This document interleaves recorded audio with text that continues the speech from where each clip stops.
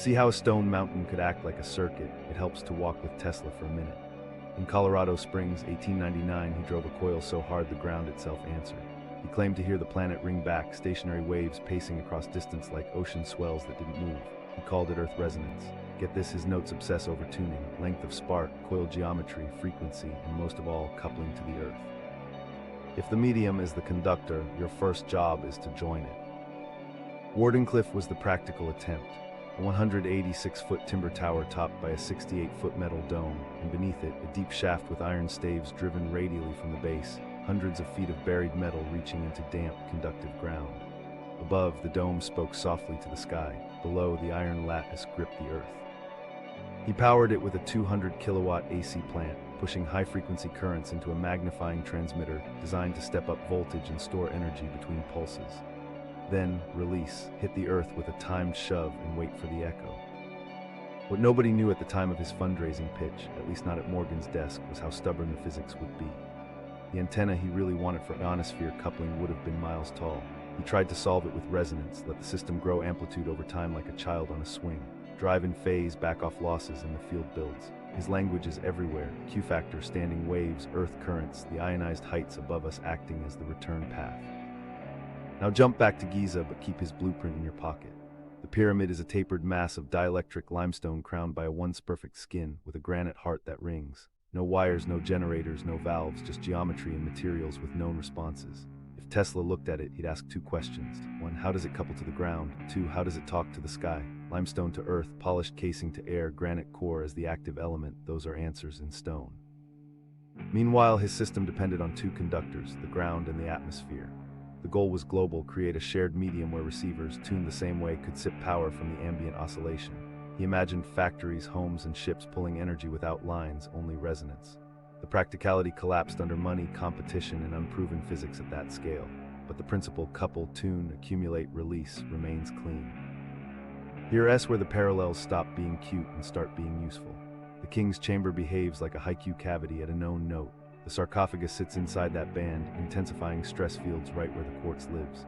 The shafts, tight and selective, could act like controlled couplers, emitting slow pressure rhythms, bleeding harmonics, or letting long wavelength fields settle into the box.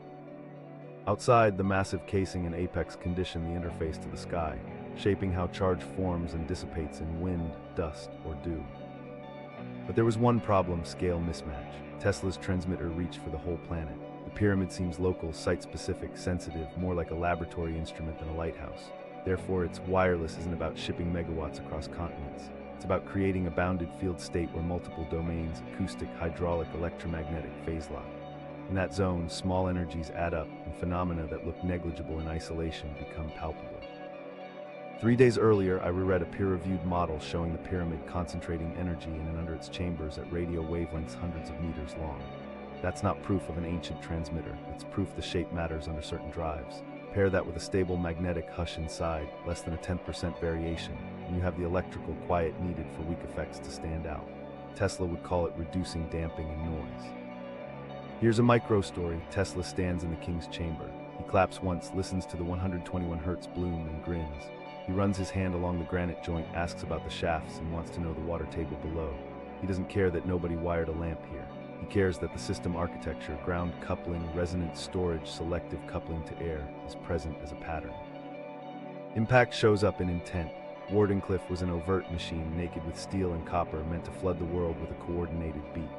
The pyramid hides its function in ritual and stone craft, tuned to a place, a climate, a culture of voice and procession. Both leverage the same logic. The medium is the channel, resonance is the amplifier, and geometry is the switchboard. But there's a final twist. Tesla's dream asked receivers to match his transmitter. If the Great Pyramid acted as a local transmitter, what were its receivers? Maybe human bodies, saline, conductive, responsive to field and pressure. Maybe small devices we haven't recovered. Or maybe the receiver was the monument itself, pulling ambient rhythms into a controlled state for ceremonies that needed a charged air. That's not less technical. It's a different application of the same blueprint. Meanwhile, mainstream physics still doubts large-scale earth current power delivery. Fair, nothing here claims grid output. What this claims is a resonance architecture that could convert and condition energy across domains without wires. If you've been inside that room when it sings, you know why Tesla would have stayed to listen. Chemical ghosts, the alleged power plant mix.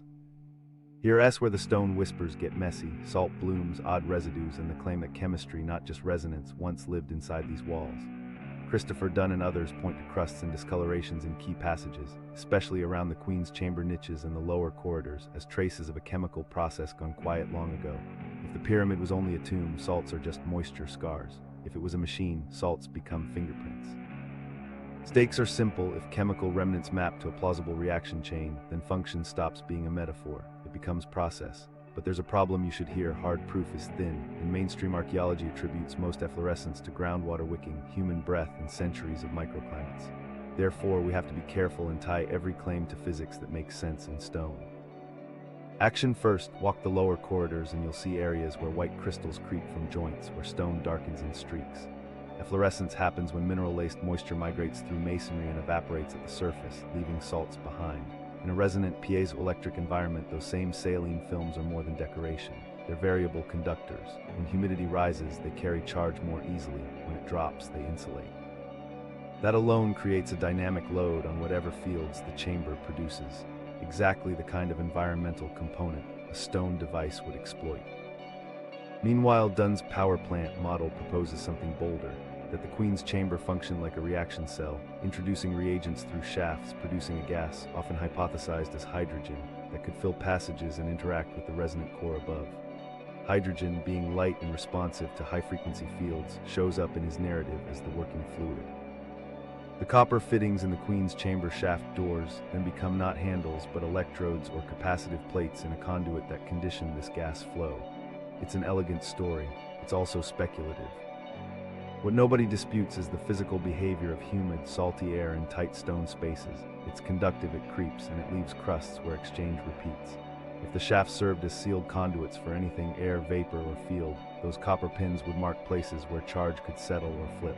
Even without a chemical plant, you'd expect localized crusting around such transitions. That's consistent with simple ion migration under weak fields, the same way we see salt rings around old brick chimneys and cave vents. In other words, the ghosts can appear without a factory. Get this, the electrochemistry still helps the resonance case. Piezoelectric pulses in granite create transient fields. In damp sections, ions move with those microfields and collect at edges, especially where limestone meets copper. Over decades, that builds a memory in salt. You don't need beakers, you need time and a polarized environment. The pyramid had both. But there's a moment where the theory tempts us further. Hydrogen changes acoustic properties and breakdown thresholds. A chamber flooded with a lighter gas shifts its resonant Q, its speed of sound, its discharge behavior at sharp points. In Tesla's world, different gases change coil corona dramatically. If ancient builders learned by feel that certain days or preparations made the gods' breath stronger, they might have been tuning the medium without a chemistry textbook, burnishing the ritual by introducing humidity or trace gases from below. Is that a deliberate hydrogen plant? No confirmed evidence. Is it a plausible way to alter the chamber's behavior with simple means? Yes. Meanwhile, consider water as reagent and carrier. The plateau's microhydrology could leach natron-like salts through limestone, depositing sodium and calcium minerals where evaporation is persistent. Those deposits are chemical ghosts, then modify surface conductivity exactly where narrow shafts, tight joints, and copper stubs live. That's not a lab accident. That's a feedback loop. Geology sets the electrolytes, resonance sets the field moves ions, the ions rewrite the surfaces change the field. Impact shows up in small phenomena that visitors report and instruments catch. Metallic taste on the tongue in damp seasons, hair lifting near corners, spikes that come and go with humidity. Those are electrochemical symptoms. They don't prove vats and valves. They prove that stone, water, and salts formed a living interface, one the builders may have nurtured with polish, casing continuity in the selective geometry of shafts. But there's one more tension we can't dodge. Extraordinary claims need extraordinary data, actual residue assays that tie to a reaction chain unique to a power device. We don't have that. What we do have are consistent physical principles: piezoelectric stress creating fields, saline moisture forming dynamic conductors, copper altering local capacitance, and geometry focusing both sound and long wavelength energy. In that light, the chemical ghosts stop being a smoking gun and start being the medium, the quiet, necessary layer that let a resonant stone engine breathe. The sound of stone, acoustic evidence, and human accounts. If you stand in the king's chamber when it's quiet, the silence isn't empty, it's spring-loaded. A single syllable can set the air trembling, and when the tone lands on the room's liking, you feel it first, ribs buzzing before you hear it bloom. Engineers brought meters, monks brought chants, curious travelers brought nothing but breath. They all left with the same story, the room answers. Stakes first, human scale. A guide once whispered a vowel to keep from angering the guards. The group felt the floor tickle their ankles. One man laughed, nervous, short, and the laugh came back as a low drone that wasn't his. He put a hand to the wall and swore the stone pulsed. He didn't have vocabulary for Eigen modes or nodes. He had a hand, a chest, and a story to repeat. That's how this thing gets under your skin. Action: what actually happens when people sound the room. Experienced visitors test pitches. They start below comfortable voice and inch up. Around the low A, the neighborhood of that measured 121 hertz, you see posture change. Lips go slack, eyes widen, and voices flatten to something steadier, less personal. It's not theatrical, it's physiological.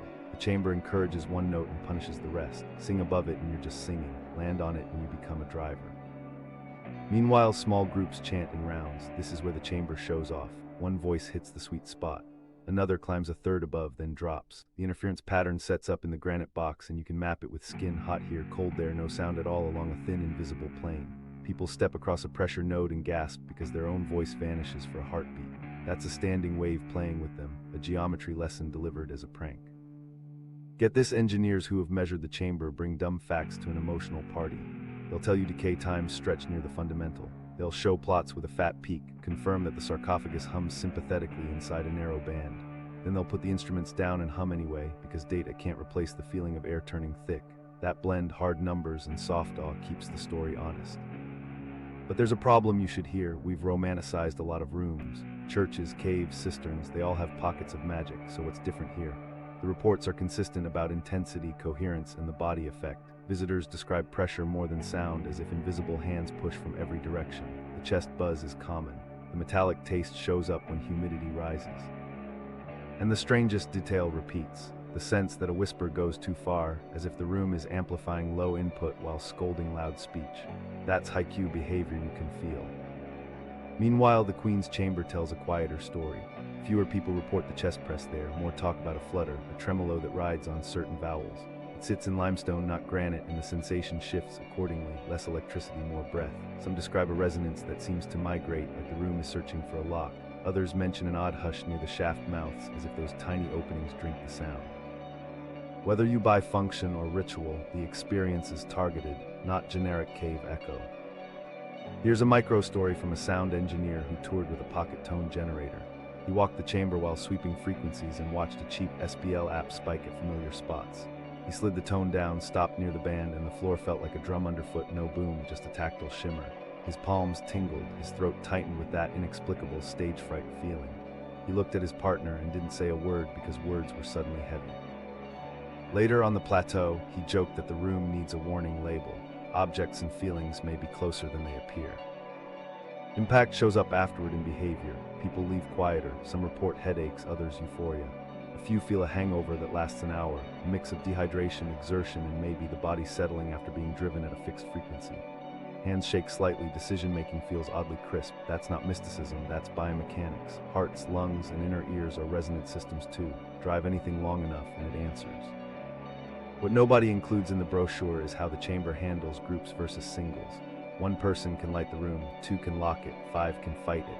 When multiple voices chase the same note imperfectly, you get beating, slow rises and falls in intensity that make the pressure throb. Some call it the engine turning over. In technical terms, interference patterns. In human terms, the moment the stone seems to breathe. Meanwhile, instruments have their own reactions. Meters pop in short bursts during strong chanting, then calm when the sound stops. Not always, not everywhere, and not proof of electricity, but consistent enough to keep careful people curious. The pattern lines up with the story we've traced: pressure fields organizing, quartz domains waking, charges accumulating along seams, then bleeding into the air as the sound decays. You don't need a conspiracy to make that happen. You need stone, shape, and a voice that knows where to stand. So the acoustics aren't a parlor trick. They're the interface, the button you press that presses back. And once you've felt that room answer, it's hard to call it empty space. It behaves like a device because, to your body, it is one. The Giza machine, alignments, pyramids, and a system design. While we've been listening inside one chamber, something larger has been hiding in plain sight outside. Giza isn't a single device, it's a layout. 3 pyramids, causeways, satellite structures, and a bedrock platform cut like a circuit board. If you only stare at Khufu, you miss the system design. Start with alignment. The Great Pyramid's sides track true north with astonishing accuracy, off by only a few arc minutes. That's not a party trick. Orientation matters to fields, winds, and the slow pressures the earth breathes. Meanwhile, the three main pyramids step down the plateau, offset in a pattern that mirrors the belt of Orion. Ritual, absolutely, but alignments can do double duty. If you're shaping flows of people, of sound, of ground stress, you arrange masses so their shadows and couplings make sense over days and seasons. Now remember the bedrock. The plateau isn't a random base. It's a limestone mesa with fossil channels and perched aquifers. Builders carved the platform flat in stages, then laid cores and casing with coarse levels that hold to tight tolerances. That kind of leveling across acres doesn't just please surveyors. It sets reference planes so pressure waves, ground motion, and even subsurface water shifts interact predictably. You're not throwing a machine onto dirt, you're machining the dirt first. Get this, the second pyramid coffer still clings to a swath of smooth casing near its apex. That surviving skin tells you what Khufu once wore head to toe, a glossy dielectric mantle. Coffer sits slightly higher groundwise despite being shorter. From a system view, that's staging. One mass talks to air differently than the other because of elevation and remaining skin. Menkora, the smallest, brings a third voice with granite casing at the bottom courses, granite outside, not just inside. Different skins, different interfaces. If you're thinking ritual tiers, that's fine. If you're thinking field gradients across a campus, that's also fine. Meanwhile, the causeways run like traces on a board. Khufu's causeway angles east toward the valley temple. Khafre's points to his sphinx and valley complex. In flood seasons, these low channels would have lived near wetter ground and changing humidity. Stone surfaces that connect wet to dry become slow conductors when dew and dust coat them. Over long cycles, they can carry bias. You don't need wires to move a field state from one mass to another. You need connected geometry and a medium that changes with the sun. But there was one problem. Where's the explicit coupling? You want to see pipes, rods, crosslinks. Stone hides them differently.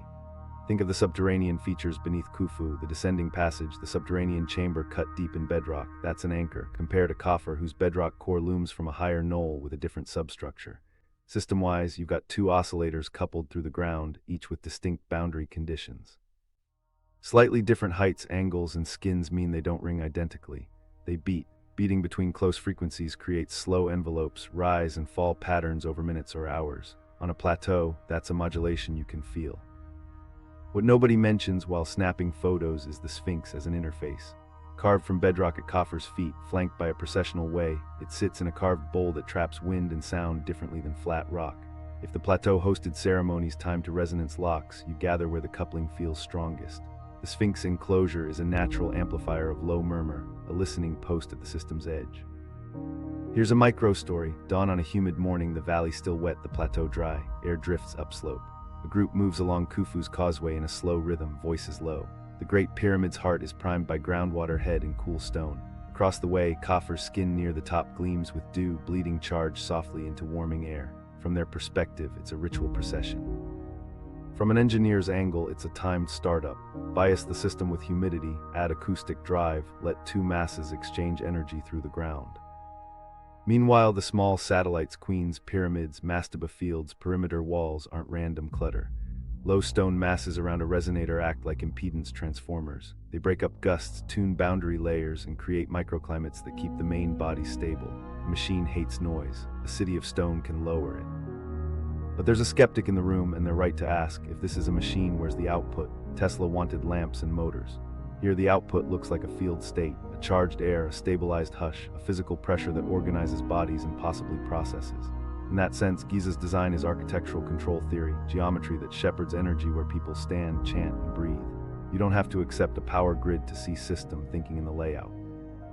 Impact is in the redundancies, 3 pyramids, not one, multiple chambers with different materials, parallel causeways, separate valley temples tied to water. If one mass was down for restoration or ritual prep, the others could hold the plateau's temperament. That's how you build resilience. That's how you keep a system alive for centuries, by making it modular. This was the moment the map stopped being a tourist plan and became a wiring diagram in my head. North-south precision for cosmic and wind coupling. East-west causeways as dampers and feeds, heights staggered to create slow beats, skins tuned per pyramid, a granite heart at the center as the active element. The Giza machine isn't a myth, it's a campus where stone, water, air, and people phase lock on purpose. Power to what? Plausible uses without modern wires. If the Giza machine didn't light bulbs or run motors, what did it feed? Start with what the system actually produces: organized fields, pressure, and subtle charge. Those are perfect for processes that don't need wires, where the medium itself is the component. One obvious candidate is atmospheric conditioning. A high-Q chamber driving piezoelectric pulses into a controlled magnetic hush can polarize air. Polarized air changes how aerosols behave. Moisture condenses differently, dust settles faster, and ions cluster at edges. In a ritual frame, that turns a room into a living breath, where incense hangs in sheets and the air feels thick with presence. In engineering terms, you're modulating charge density and particulate behavior.